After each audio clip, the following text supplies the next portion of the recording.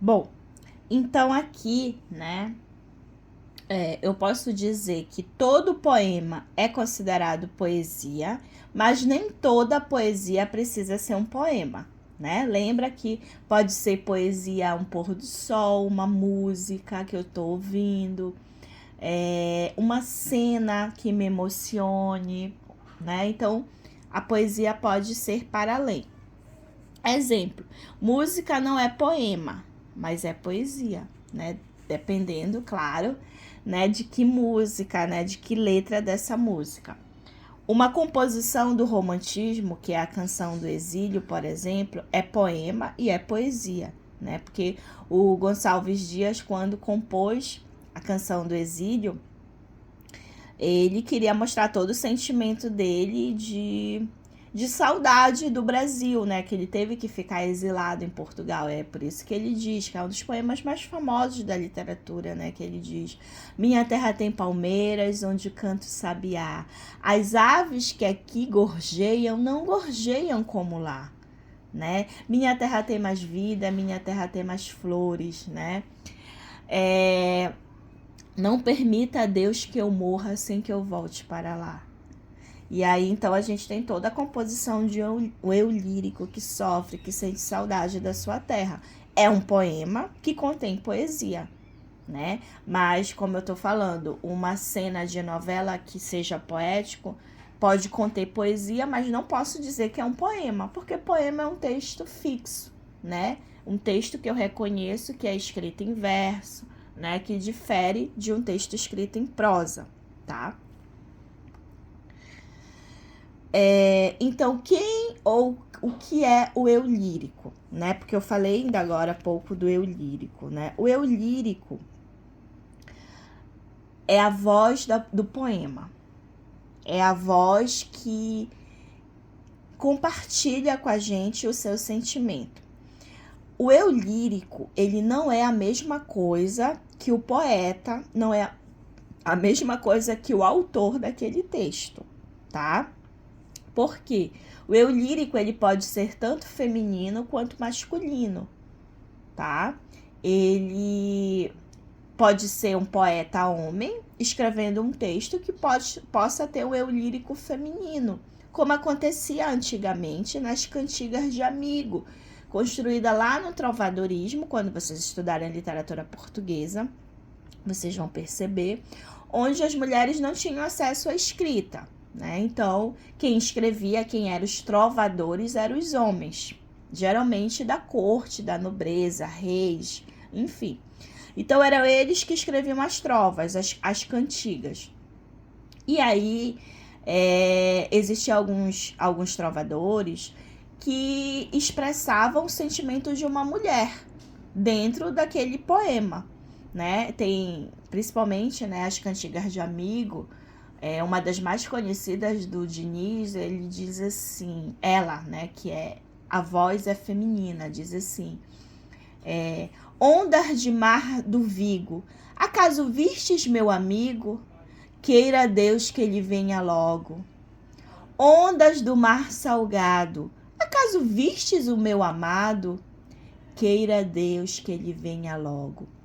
Ou seja, é um tipo de poema onde quem está sentindo saudade é uma mulher, é uma voz lírica feminina. Mas quem escreveu esse texto? Quem foi o poeta? Quem foi o trovador? Um homem, tá? Então, a voz lírica, ela pode ser tanto feminina quanto masculina. Assim como hoje em dia, algumas composições de escrita por mulheres podem usar uma voz lírica masculina, como se fosse um homem sofrendo ou triste, enfim, por algo, né? As canções, por exemplo, do Chico Buarque, né, grande cantor e compositor, elas possuem muitas letras de música que apresentam uma voz lírica feminina, mas que foi escrita por um poeta, ou seja, um poeta, né? No caso, um compositor, um homem, que é o Chico Buarque de Holanda. Mas quem quem tá ali no poema sofrendo, chorando, é uma voz lírica feminina, né? Então, a gente entende essas construções que a voz lírica, ela nem sempre é o poeta, tá? Ela é construída para se comunicar com o leitor ou com o ouvinte, mas que não necessariamente é aquele poeta ou é o que ele está sentindo, tá? E aí, o eu lírico, ele é um ser fictício, né? Que se autoexpressa no poema para se conhecer e para se comunicar com o leitor. Aí aqui um trecho do poema Autopsicografia do Fernando Pessoa, onde ele diz assim: o poeta é um fingidor. Finge tão completamente que chega a fingir que é dor, a dor que deveras sente. Aí ele continua, né? E os que leem o que escreve, na dor lida sentem bem. Não as duas que ele teve, mas só as que ele não tem, né? Ou seja, não é a dor que ele sente, o poeta, é as dores que ele não tem, ou seja, que o eu lírico diz que ele sente, né? Porque às vezes a gente, esse poema é tão lindo, eu acredito que esse poeta estava super apaixonado quando ele escreveu e tal. Não, ele não estava. Quem escreveu e se comunicou com você foi o eu lírico, esse ser fictício, esse ser que não existe, não no mundo real nosso, como poeta existe, né? Ele é alguém que é inventado para falar com a gente, que é quem tá lendo, quem tá ouvindo, tá? É por isso que nem sempre, quando vocês estudarem, né, as escolas literárias, vocês vão ver que tem algumas que a gente entende pela história da literatura, pela história daquele período literário, que estava acontecendo revoluções, guerras, coisas assim muito diferentes da poesia que eles estavam entregando, que eles estavam produzindo.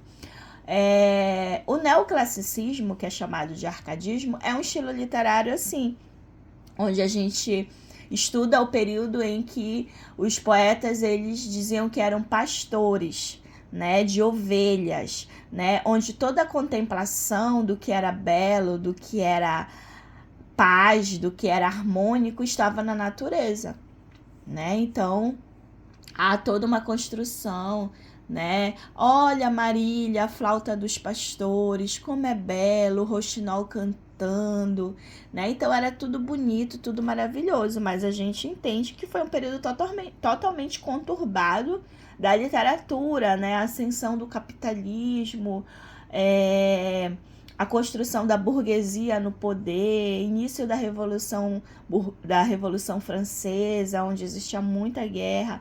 Então, na vida real estava acontecendo tudo isso.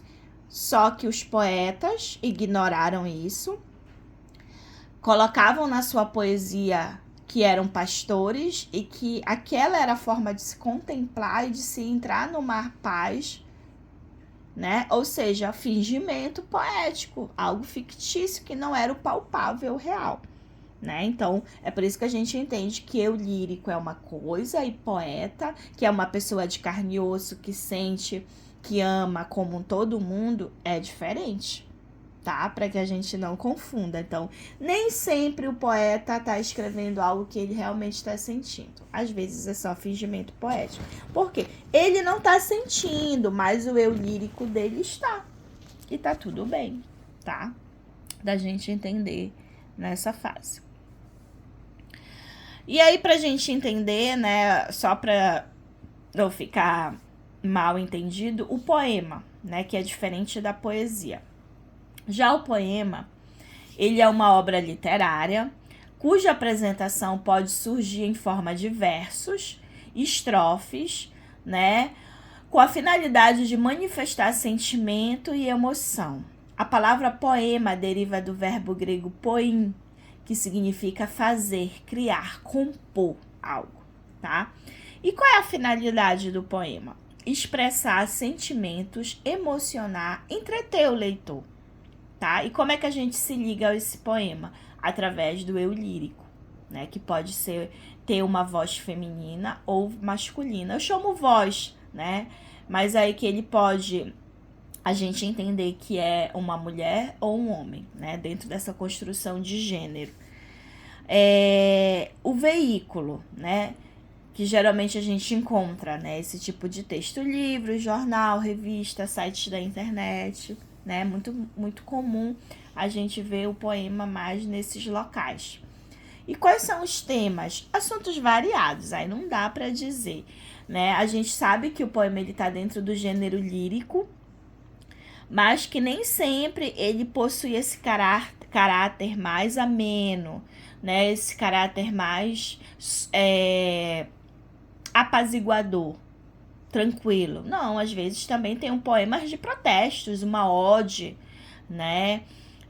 Que tá ali para uma prosódia que tá ali pra gente refletir, tá ali pra gente olhar pra nossa sociedade, pro nosso momento político e refletir sobre, né? Existem muitos poetas que escrevem com essa tonalidade, com essa finalidade, com essa intenção. Então, nem sempre é para que a gente desconstrua aquela coisa, poema é sempre de amor, é sempre de alguém que tá amando ou que tá triste. Não, nem sempre. Os assuntos podem ser muito variados, tá?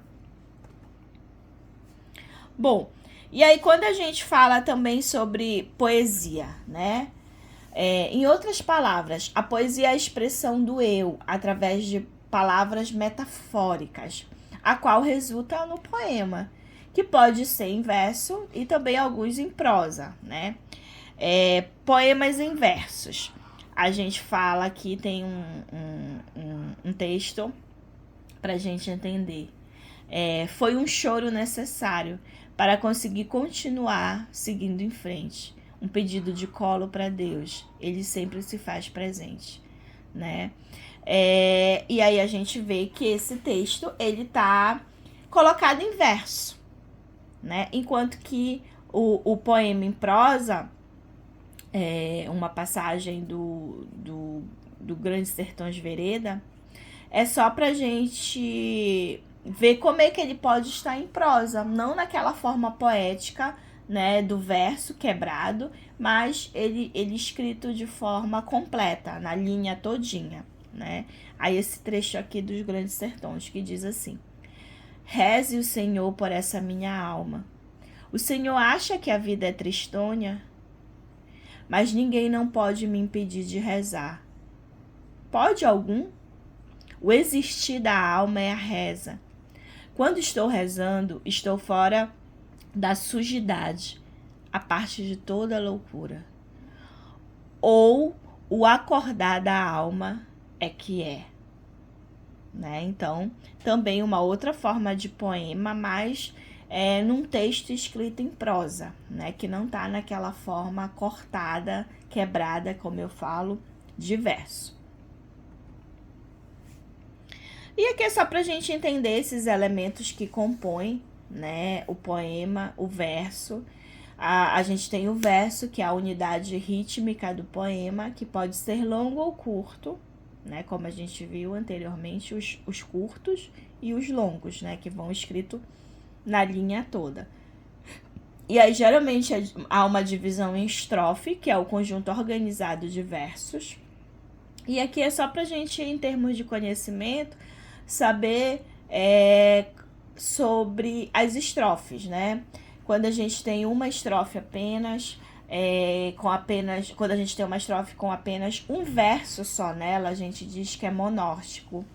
Com 2 versos dístico, com 3 terceto, com 4 quadra ou quarteto, com 5 versos quintilha, com 6 sextilha, com 7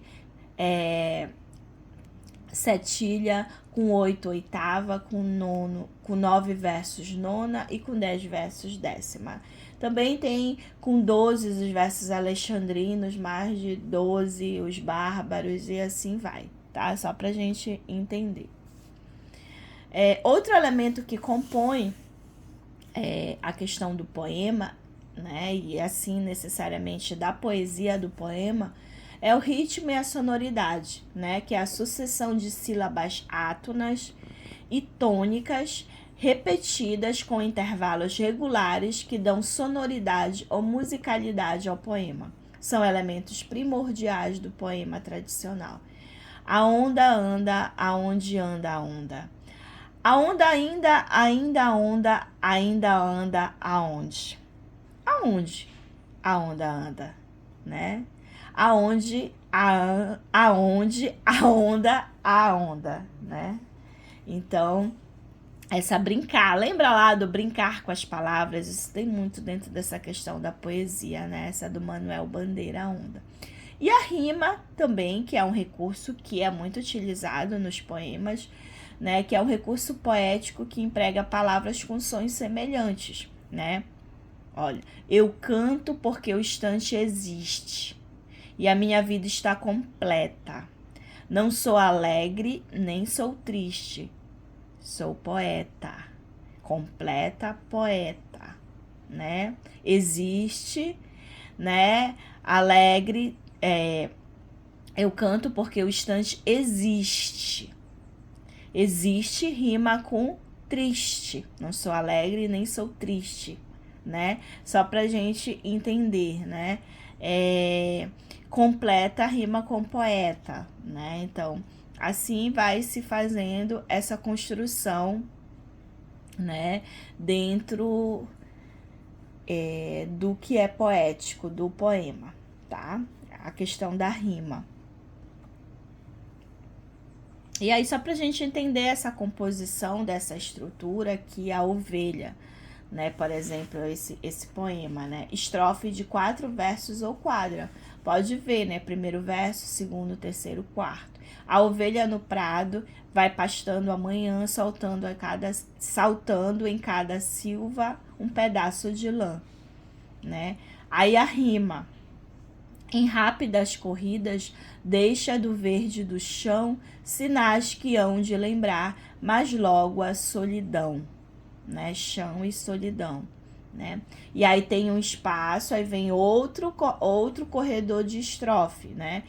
Quando sozinho olhar, a noite já tão perto, cada vez mais sentindo que prado está deserto, né? Então, espaço em branco entre os versos e a rima sempre se fazendo entre o segundo verso com o quarto, né? Tanto manhã com lã, segundo verso com quarto, chão com solidão, segundo verso e quarto verso, e perto e deserto, segundo verso com quarto verso, né?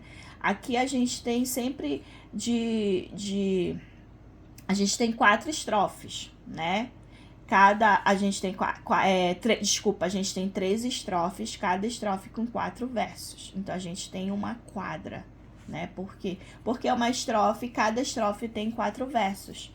Se tem 4 versos, é uma quadra, tá? Dentro dessa composição aqui, a gente entende que é assim que a gente conta, tá bom? E para encerrar, né, essa construção das figuras de linguagem, geralmente, né, um texto poético, ele é permeado de figuras de linguagem, né? Essas figuras de linguagens, vocês vão ter que estudar dependendo do estilo literário, por exemplo. O barroco é um estilo literário que ele trabalha muito com a antítese, né? Que é o sinônimo de 2 palavras. A antítese, termos opostos. Por exemplo, toda guerra acaba por onde devia ter começado, a paz. Ou seja, guerra e paz são palavras contrárias. Então, a gente tem uma antítese aí dentro de uma mesma composição poética, né? Ele também trabalha com paradoxos, que apresenta essa forma de contrários, mas dentro de ideias opostas. Por exemplo, estou cego e vejo. Mas se tu tá cego, o princípio de estar cego é justamente não enxergar. Então, como é que tu vês, né? Ou seja, ideias contrárias dentro de uma mesma construção. Então, vocês vão aprender e ter que estudar bem, né? Dependendo do que o estilo literário tá te propondo, porque você só vai entender a comunicação que o eu lírico, né, daquele estilo literário tá te propondo se você entender as figuras de linguagem, entender os neologismos, entender a ironia, entender a crítica, que às vezes está por trás, né? Então, entender um poema não é fácil. Você tem que estar armado de outros conhecimentos, né? Porque tem muita coisa que está na entrelinha, ou seja, está para além daquilo ali que eu estou lendo. E é preciso estar atento a isso, tá bom? E aí entendendo, olha, todas essas figuras de linguagem que geralmente apresentam num texto poético, né? A personificação, né? Que quando você dá características, digamos assim, pessoais de pessoas a coisas inanimadas. Por exemplo, os livros me olhavam e não diziam nada. Mas o livro, olha, ele tem olho. Não, né? Mas aí, dentro de uma construção poética, a gente interpreta que sim. A gente entende dessa forma. A metonímia, o eufemismo, a hipérbole que é o exagero, isso apresenta-se muito dentro de a construção poética, né? Esse exagero. Já li isso milhões de vezes e nunca entendi. Você leu 1 milhão? Foi 1 milhão de vezes que tu leste? Não, tu deve ter lido muito, mas 1 milhão tu não leste, né? Mas é uma forma de se expressar, de exagerar. A metáfora, que é uma figura de linguagem que está muito presente dentro do estilo literário, né? Que é uma comparação sem conectivos. Não tem como. Fulano não é forte como isso, né? O bonita como tal, né? Mas esses conectivos, eles são invisibilizados. Por exemplo, esta matéria é um chocolate, né? Ou seja, ela é gostosa, ela é doce, ela é prazerosa. A literatura sempre, né? Ou seja, eu poderia dizer, esta matéria é como um chocolate, mas na metáfora eu ignoro os conectivos, né? Então isso é muito comum também ter no texto poético literário, né? A onomatopeia, que são os sons das palavras, o tic-tac do relógio, né? A anáfora, que é a repetição de palavras. Falta pouco para terminar o resumo, falta pouco para entender o que é anáfora, falta pouco para saber muito sobre figura de linguagem. Como se fosse quase que a gente chama de, dentro, quando a gente tem de uma música, de um refrão, que é aquela parte que se repete muito, né? O pleonasmo, que é uma repetição da ideia. Saia para fora, porque eu tenho que descer para baixo, né? A gente vê isso muito dentro de um texto poético, tá? Todas essas figuras de linguagem. E aí a sugestão de leitura, né, que eu utilizei nesse material, Alonso Júnior, né? Estilo poético na obra de Max Martins, que foi a tese de doutorado dele, né? Onde eu tirei alguns conceitos para a gente entender de forma geral essa construção do que é esse estilo poético, né? Bom, gente, então a aula dessa semana foi sobre essa questão da poeticidade, tá? Eu vou deixar esse material também na plataforma, peço que leiam, peço que assistam a aula e juntamente com a próxima atividade também, tá bom?